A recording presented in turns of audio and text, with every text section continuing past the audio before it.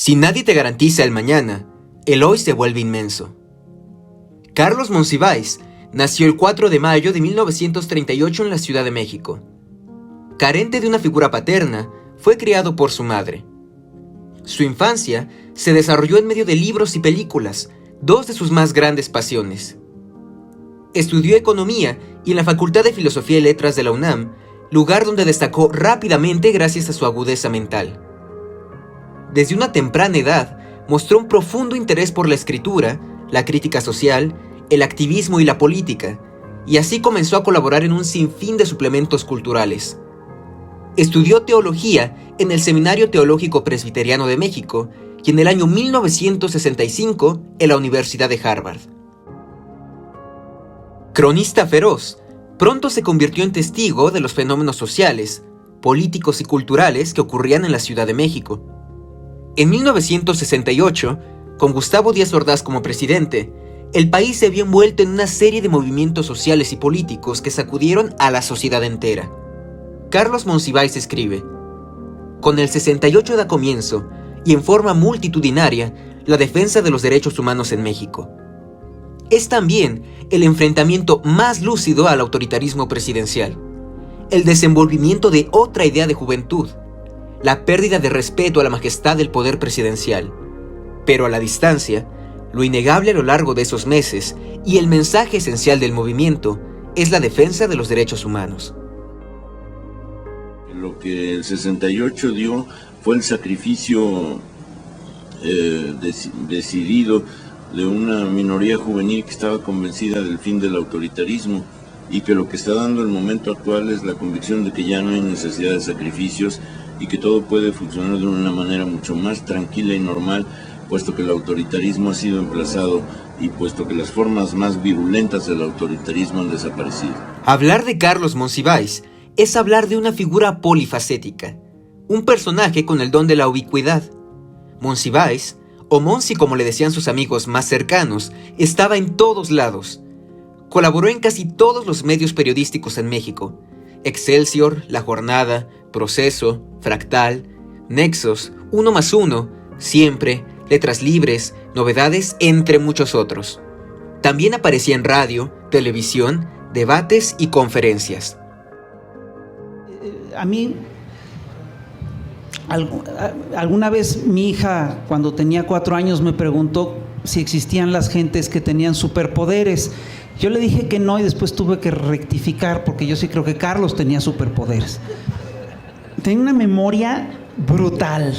Tenía efectivamente el don de la ubicuidad. Te digo que tenía la capacidad de faltar a 3 pláticas al mismo tiempo. Quedaba de ir a las 3 y no iba a ninguna al mismo tiempo. Era, además, ahora, lo que sí es chistoso es que a mí sí me pasó un día que yo iba en la radio, iba en mi coche, iba oyendo el radio, ¿no?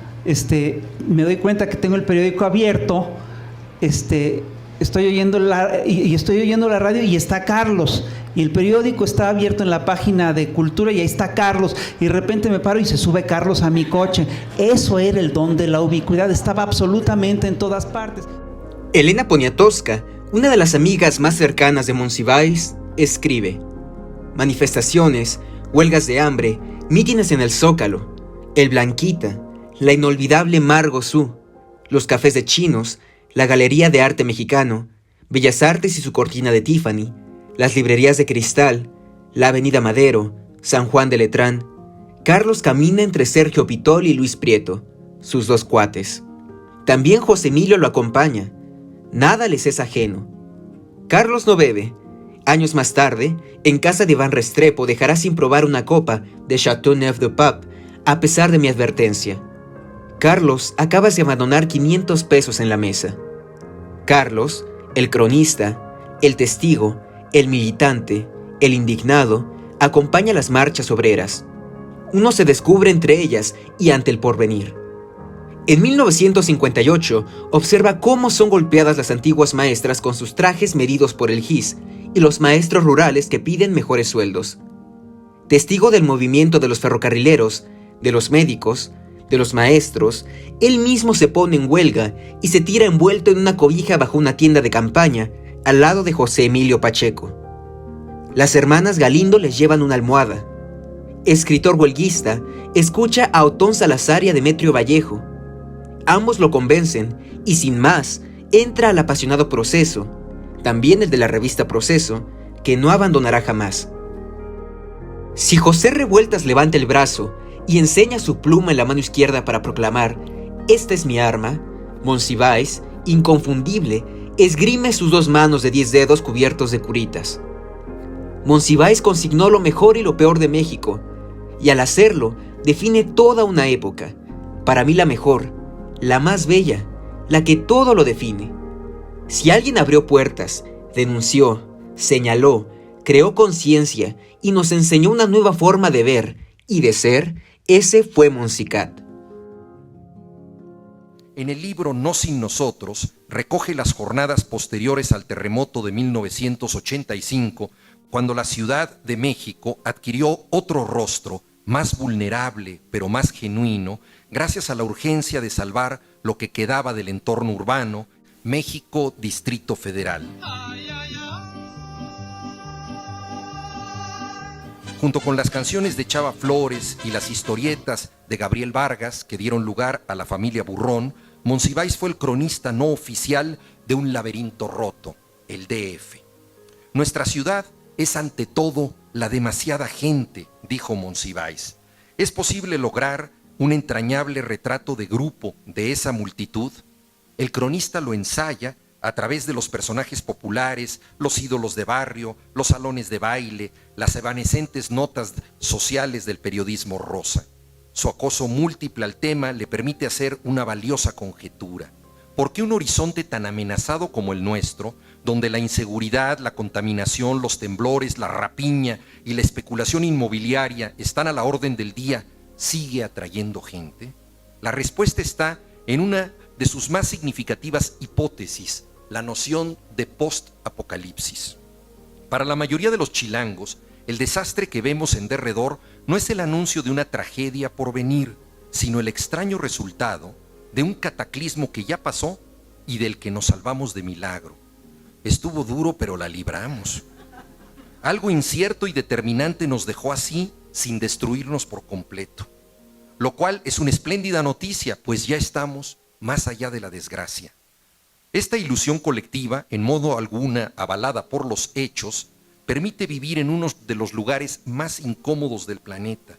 En su ventajosa confusión de temporalidades, el chilango no piensa que el drama es algo que vendrá, sino algo que ya sucedió y que vale la pena recordar con refranes y canciones. La extraña sensación de pertenencia que suscita el DF explica la sostenida pasión de un cronista por sus barrios, sus gentes, su accidentado devenir. Monsiváis encontró que lo peor que nos podría pasar sería ser expulsados de la urbe, ignorar lo que aquí sucede, quedar al margen. La necesitamos, aunque estemos al tanto de sus defectos. Carlos Monsiváis fue todo un rockstar de las letras. No había persona que no lo identificara por las calles de la Ciudad de México.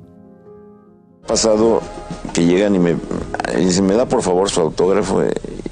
Y digo, sí, disponiéndome a ese encuentro caligráfico. Y entonces me dicen, sí, porque yo lo vi a usted en televisión. ¿Cómo se llama usted? Entonces les digo, Juan Rulfo. Sí, usted es Juan Rulfo. Fue uno de los más grandes intelectuales públicos. Llenó el papel que dejó Salvador Novo tras su muerte. Monsiváis tenía memoria fotográfica, lo que le permitía leer a una velocidad sorprendente. En palabras de Rafael Barajas el Fisgón, Monsi leía como desesperado. Cumplir y bueno. Carlos, pero ¿y cómo escribes tanto al mismo tiempo? Porque tengo que cumplir con eso. En el fondo es un truco. Acepto porque me obligo a escribir. Y sí lo hago. ¿No duermes? Duermo 4 o 5 horas máximo. Ahí está. Ahí está. Pero la verdad es que escribir cuando tengo insomnio me parece una pérdida de tiempo, porque ahí están los DVDs. Entonces el insomnio me llega en el momento en que sé que quiero ver una película. ¿Cuántas películas ves a la semana? 9 o 10. ¿Cuántos libros lees? Libros leo como 200 páginas, 150 páginas. A la semana. No, diarias. No, pero es por costumbre. Entre mis usos y costumbres está la bibliofagia. Y no puedo evitarlo. ¿Y ves televisión? No. No. Nunca. Nunca. Entonces, ¿cómo escribes de cosas que pasan en la televisión y demás? Escribo de cosas. Ay, sí, mira, a ver. Anoto declaraciones. Ajá. ¿Qué? No, pero esas son cosas que están en internet. Están en las transcripciones. Esto es increíble. Esto resumes un programa en el Canal 13 en 1986. Ese sí lo vi. ¿Ah, sí?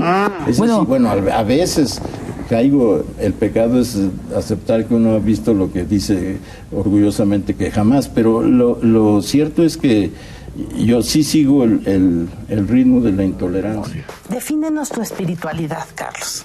Pues eso es muy difícil porque uno siempre tiene al lado el teléfono y si algo mata la espiritualidad es el teléfono, de eso estoy convencido.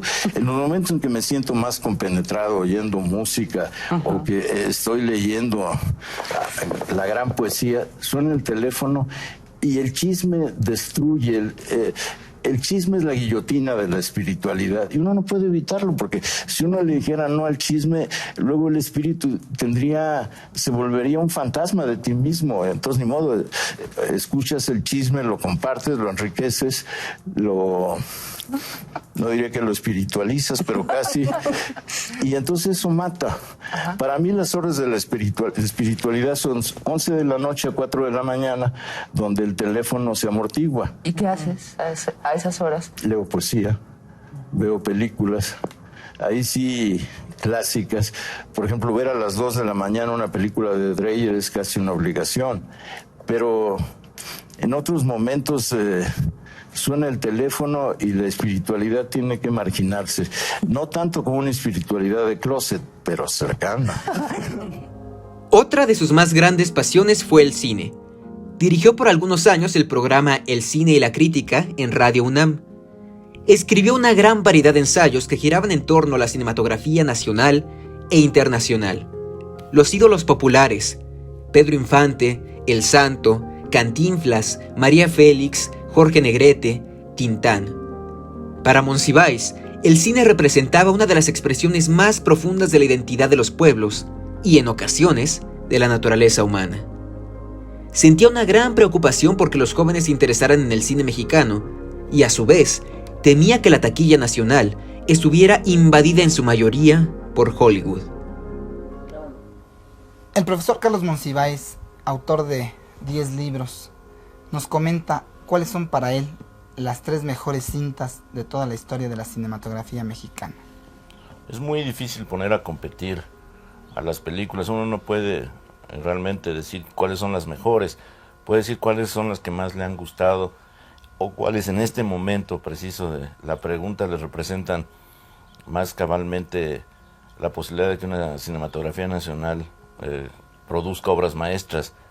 Yo pondría a Vámonos con Pancho Villa de Fernando de Fuentes, porque creo que es la correspondencia en cine más interesante, más violenta, más intensa de lo que fue la épica revolucionaria. Los Olvidados de Buñuel, porque creo que ahí está todo el genio del cineasta al servicio de una visión sin complacencias y sin más concesiones que las que impuso la censura con la escena idílica de la granja, de la pobreza, de las consecuencias devastadoras de la miseria. Y oscilaría en el caso de la tercera película y quizás pondría Doña Perfecta de Alejandro Galindo, tanto porque es una película muy bien hecha, muy bien filmada, que supera incluso algunos defectos de los actores, como cuanto que es un caso único en una cinematografía tan olvidada de cuestiones esenciales como la tolerancia, un alegato a favor de la tolerancia en los años 40 que eran perfectamente intolerantes. Llegó a reunir más de 7,000 películas en distintos formatos, acervo que actualmente está resguardado por la Cineteca Nacional y que está abierto al público.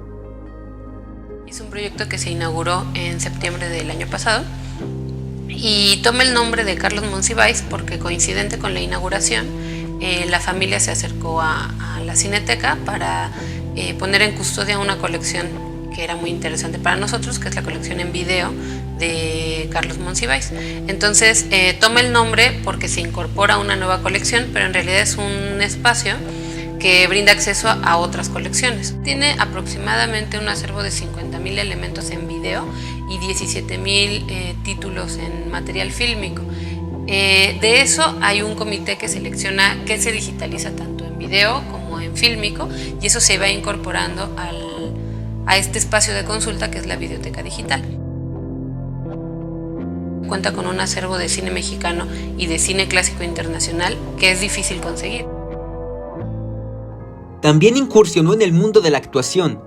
Participó en películas como Un alma pura, En este pueblo no hay ladrones, Las visitaciones del diablo, La guerrera vengadora 2 y uno de sus papeles más graciosos, que fue en la película Los Caifanes, donde actuó junto al cantante Oscar Chávez, interpretando a un Santa Claus borracho. El que soy pura alma. ¡Órale! ¡Órale! ¡Arriba la naquiza! ¡Arriba, mis nacos! ¡Yobo! ¿Cuál purrún? ¡Ya sáquese! Yo le dije que no lo quiero ver aquí hasta que lo pague. ¡Vámonos para afuera! ¡Vámonos! Yo le dejo trabajar lo que sea. ¡Déjalo pasar! Yo le hice una birria doble al Santa Claus. ¡Es un briagadales! ¡Déjalo! ¿Qué nos queda? Seguro. Luego las viejas te pintan la traición y la muerte te pone frío. Lo único que no lo deja uno es su madre y su cuarto. Déjame tu guitarra para que me aviente una poema. A ver, una birria y unos tacos para el 100 sombras.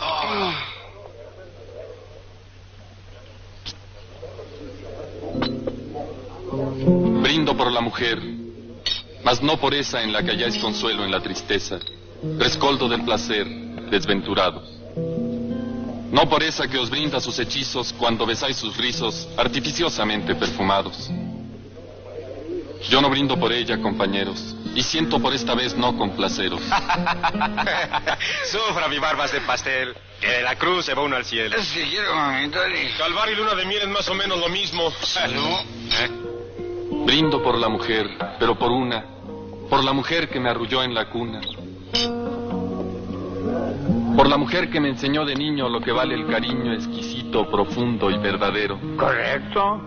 Dejadlo que brinde por mi madre. Madre es lo único que vale. ¡Ya estuvo suave! ¡Ya me caíste! ¡Ya estuvo suave!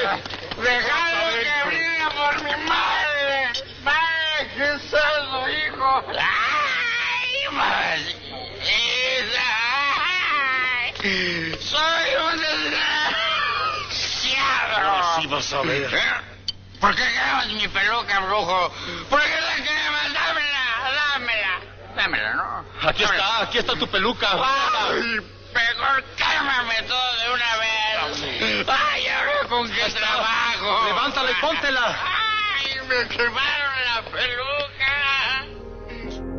Te invito a ver la segunda parte de este video, donde se abordarán temas muy interesantes sobre la vida de Carlos Monsiváis, las causas sociales que le importaban, su trayectoria y su incansable defensa por los derechos humanos. Hasta entonces.